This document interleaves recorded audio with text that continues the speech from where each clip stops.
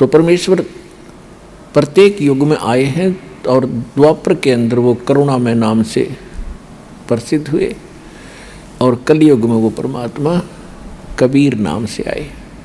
और ये कबीर नाम परमात्मा का वास्तविक नाम है। बाकी अन्य वो अपने नामांतर करके प्रत्येक युगों में आते हैं, लेकिन कलयुग में हम इतने पापग्रस्त हो जाते हैं, हमारे पुण्य कति समाप्त हो जाते हैं, इसलिए परमात्मा यही नाम लेकर आते हैं।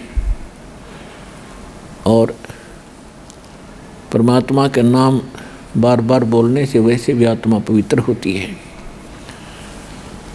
तो इस प्रकार परमात्मा ने बताया है कि सतयुग में सत सुकृत कह टेरा, त्रेता नाम मुनिंदर मेरा, द्वापर में करुणा में कहाया, कलयुग नाम कबीर धराया।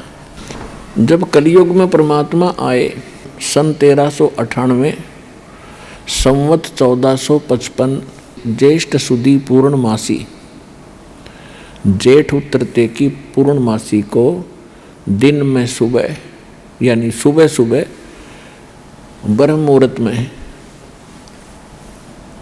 सूर्य उदय होने से लगभग 1.5 घंटा पूर्व के समय को ब्रह्म मुहूर्त कहते हैं।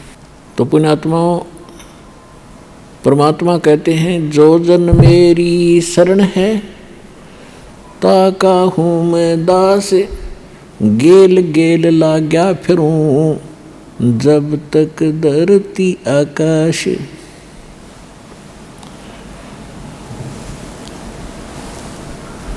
परमात्मा जब सतयुग के अंदर आए थे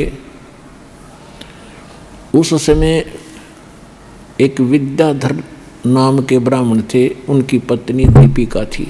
वो निसंतान थे। परमात्मा उनको एक तालाब में मिले थे, कमल के फूल पर। सतलोक से आते हैं, शिशु रूप धारण करते हैं, एक लीला वो ऐसी करते हैं।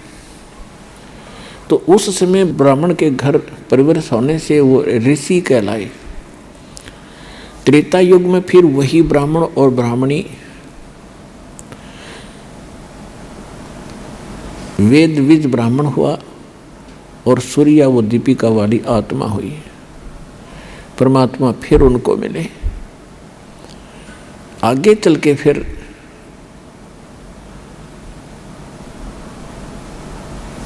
ऐसे ही उनका जन्म होता रहा। तो जो वेद विज ब्राह्मण था, विद्याधर ब्राह्मण था, वही स्वामी रामानंद जी की आत्मा थी।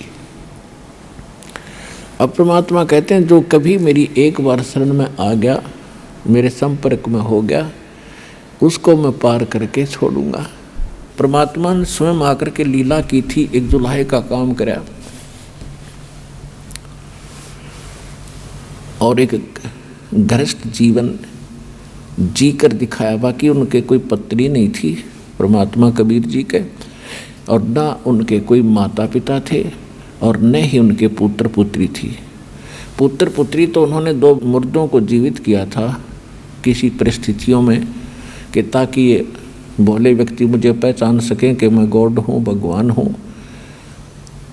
और नीरू नीमा जो माता पिता थे उनको कमल के फूल पर परमात्मा सतलोक से आकर प्रकट होकर प्राप्त हुए थे। ये इतना परिवार था उनका। और जिस महापुरुष की लीला हमारी वेदों से मेल खाती है तो ही इज गॉड, वही परमात्मा है। अब आपको दिखाते हैं, ये देखिएगा ऋग्वेद 9 और 10 मंडल हैं। ये महर्षि दानव सरस्वती लिखा है इसमें। ये कहाँ से छपा है ये देखिएगा। सार्वदेशिक आर्य प्रतिनिधि सभा, महर्षि दानव भवन, रामलीला मैदान, नई दिल्ली से। ये इनके फ़ोन और फैक्स नंबर हैं और ये यहाँ से छपा है। Parents offset printers 1510 Pataudi house, त्रियागन, नई दिल्ली से। अब इसके ऋग्वेद मंडल नंबर 9 का और सूक्त नंबर 1 का मंत्र नंबर 9 आपके रूबरू करते हैं। ऋग्वेद मंडल नंबर 9 और ये सूक्त नंबर 1 है। प्रथम से सुक्त से प्रथम सूक्त है। अब इसके हम 9 नंबर पे चलते हैं। ये 9वां श्लोक लेते, ये देखिए ऋग्वेद मंडल नंबर 9 सूक्त 1 और मंत्र नंबर 9, ये 9 है। अभी अधन्या उत्सृणति धेनव, धेनव शिशुम, ये शिशुम शब्द लिखा है, सोम इंद्राय पातवे। अब एक कमाल की बात देखो, परमात्मा ने कैसी लीला की है।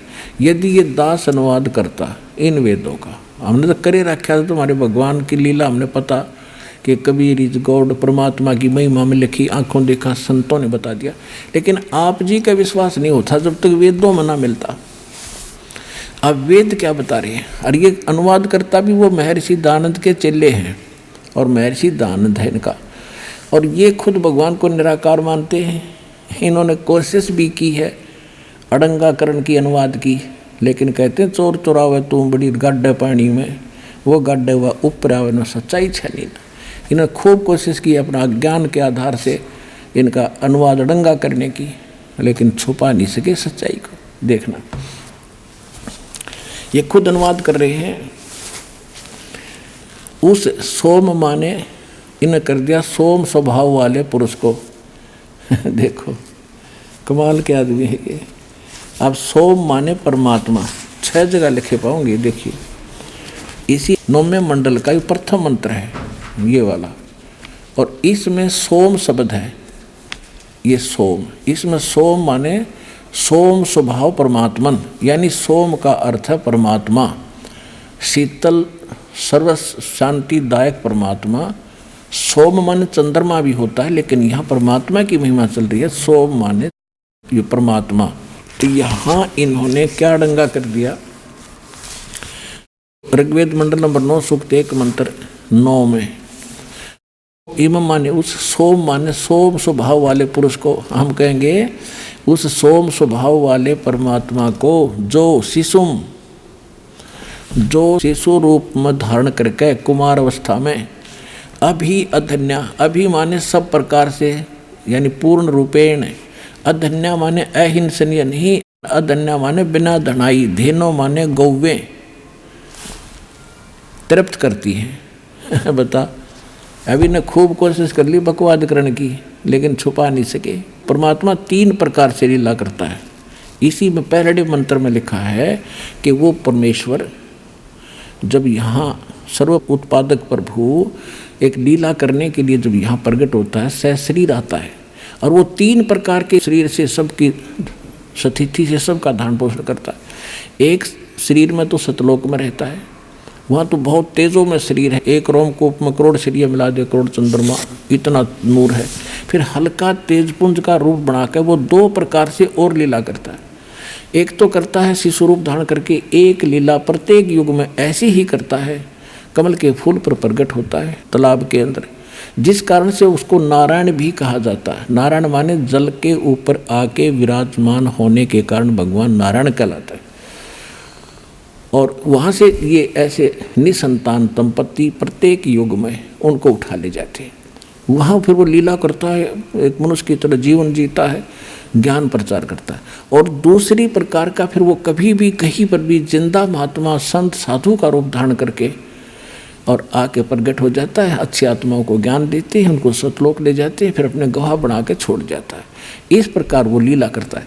तो जब वो शिशु रूप धारण करके वो परमात्मा लीला करने आता है, तो उस समय उनकी परवरिश की लीला, उस बालक रूप में प्रकट परमात्मा की परवरिश की लीला कंवारी गायों के द्वारा होती है। फिर देखो वेद क्या बता रहे हैं, उस सोम स्वभाव वाले पुरुष को यानी परमात्मा को, जो शिशुम कुमार अवस्था में ही अभी यानी सब प्रकार से पूर्ण, अधन्या माने बिना धनाई, हमारे यहाँ देसी भाषा में जो गायें बिल्कुल ना ब्याई हो, गर्भ ना धारण किया हो, उसको क्या करें अधन्या, यानी बिना धनाई, बैल ने टच नहीं किया। अभी अधन्या यानी कति भी टच ना करी हो कंवारी, धेन में माने गवे, अभी माने सब प्रकार से, यहाँ पे लिख रही है कुमार अवस्था में यानी बालकपन में सभी प्रकार से, अधन्या माने बिना धनाई यानी कंप्लीट कंवारी, धेनव माने गौवें तृप्त करती हैं